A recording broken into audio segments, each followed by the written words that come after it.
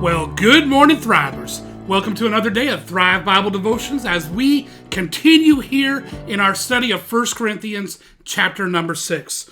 Today we're going to be looking at verses 6 through 16. The Corinthians, first of all, they had a lot of questions. And they had a lot of questions regarding sex and marriage. It was common thought that sex was wrong, and therefore marriage was a problem. And not a spiritual thing, right? They also thought that sex was okay and should be had anywhere with everyone. It was crazy. And in this time, much more than today, there still was, back then, much more than today, even though today we still have the same problem in some places. When a spouse would trust Christ, often the other half of their relationship did not, right? And it was a culture shock for that change to happen, right? It was a lot, and there was a culture shock for the entire family. And so even in that situation, what do I do, man? I just trusted Christ, and yet I have a husband and kids, or a wife and kids, or parents. What is going on? What do I do? And so marriage was a question mark. Like, what do I do in this situation? How do I handle this? And that brings us to 1 Corinthians chapter 7. Paul just gave a lot of instruction regarding sex and marriage, and that marriage is important and sex is important in marriage. And now he comes over here to and kind of follows up with it. Let's start reading at verse 6, and we'll read through 16. It says here, Paul says, "Now a concession, not a command. I say this. I wish that all were as I myself am. But each has his own gift from God, as of one kind, and one of another. To the unmarried and the widows, I say that it is good for them to remain single, as I am. But if they cannot exercise self-control, they should marry, for it is better to marry than to burn with passion. To the married I give this charge, not I, but the Lord. The wife should not separate from her husband. But if she does, she should remain unmarried, or else be reconciled to her husband. And the husband should not divorce his wife. To the rest I say, I, not the Lord, that if any brother has a wife who is an unbeliever, and she consents to live with him, he should not divorce her. If any woman has a husband who is an unbeliever, and he consents to live with her, she should not divorce him.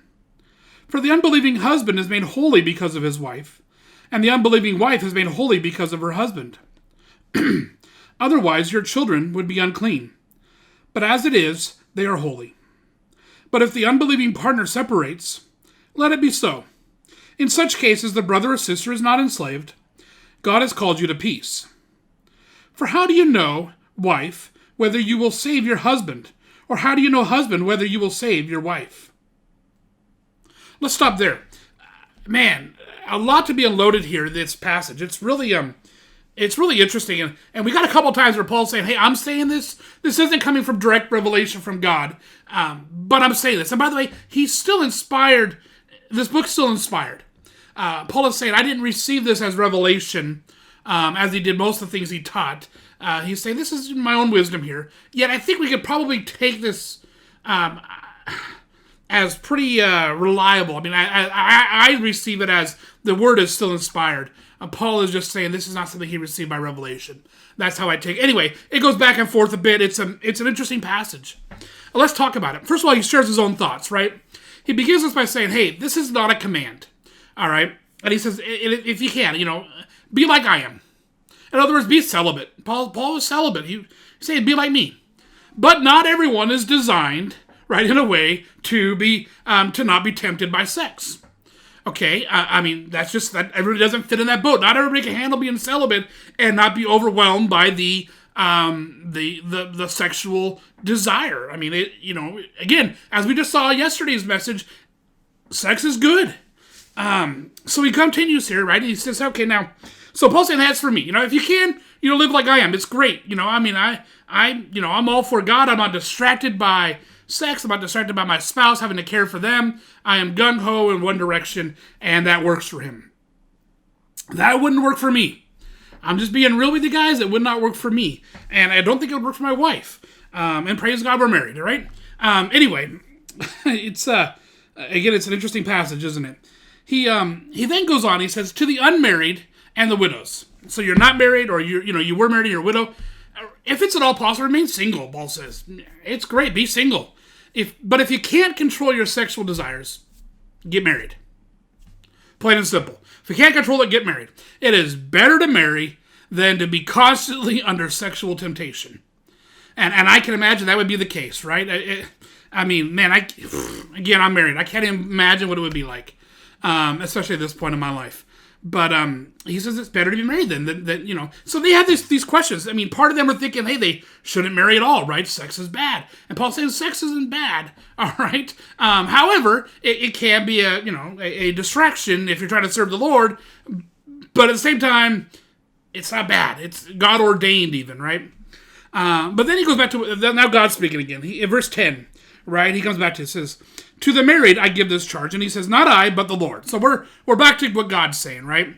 To the married, he says, wives, you shouldn't separate from your husbands. Husbands, you should do the same. Don't divorce your wives. He says, if she does, right, if they do get divorced, she should remain single. And by the way, he should remain single. Or if you're not going to remain single, get reconciled to your spouse. And that is just a truth, guys. And here it's just so important, right? Marriage is hard and marriage is difficult. Not my marriage. Yeah, my marriage is difficult too sometimes. But I have a wonderful wife who really makes it a lot easier than what it could be. But marriage can be rough. And, people want to get separated, whatever. But if separation happens, don't go off to go get married somewhere else, right? Because ultimately, God wants to see you reconciled with your spouse. And if you can be reconciled with your spouse, that is what God would rather see happen. All right. So if that's the case, he's saying, hey, if you're going to separate, if it does happen, right, don't get remarried. Stay single, hoping to be reconciled to your spouse. Now, he goes on to say, don't divorce. Paul, and again, it's Paul again. Paul's saying, hey, I don't think you should divorce your unsaved spouse.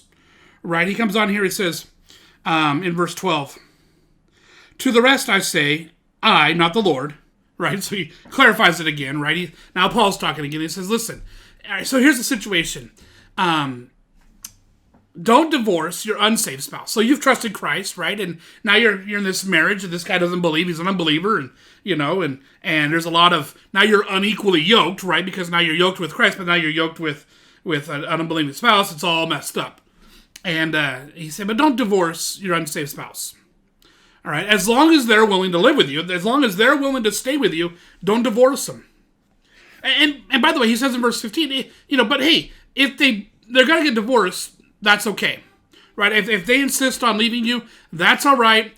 It would be okay to do a divorce, but if you do divorce, right, nothing's gonna be held against you if they leave you, right? Because you're called to peace, so don't be afraid about that, right? You're free to move on with your life essentially, but remaining married has great advantages. And of course, I say this coming from a man who's married to a Christian, and I'm very blessed in that. And I know that it is hard to be married and to try to live for God when your spouse doesn't want you to. All right, I have known so many people. I know so many people that struggle in this context right here. Right? It is hard. Not even unbelief, but just a spouse who doesn't want to live for God. Right, because you want to honor God, right, and you're trying to live for God, and it's like having an enemy against you, sitting there against you all the time. But if they don't want to leave you, then it's best to stay with them. And there's some blessings here, right? First off, for your husband or your wife and your kids, right? So your spouse and your children. Listen here, it's basically saying, hey, there's blessings that happen to you because you are a Christian, right? God blesses you in certain ways. Now, there's hardships as well, but there's blessings on you. And those blessings kind of flow over to your spouse and to your children as a Christian. You see, so it's good in that way. The other thing is that, hey, there's a possibility that by your being married, by you staying faithful to them, by you loving the Lord and loving them, right, even though they are an unbeliever and they're against you in this regard, there's a possibility that this leads to their salvation. And there couldn't be a better thing than your unbelieving spouse turning to Jesus Christ and becoming saved. Now, that doesn't mean it's going to be easy, right? It's going to be hard.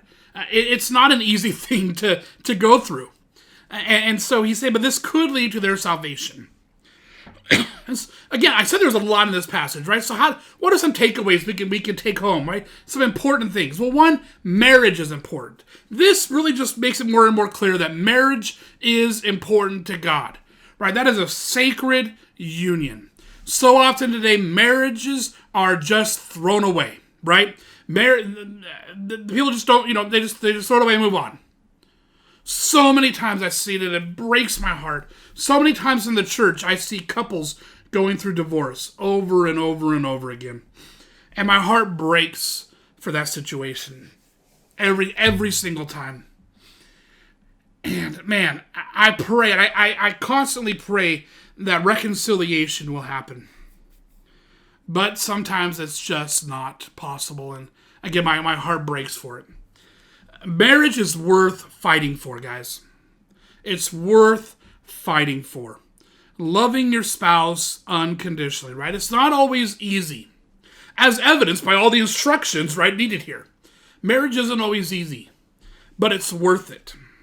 Now, viewers, some of you have spouses right now that don't love Jesus, right? And it's hard.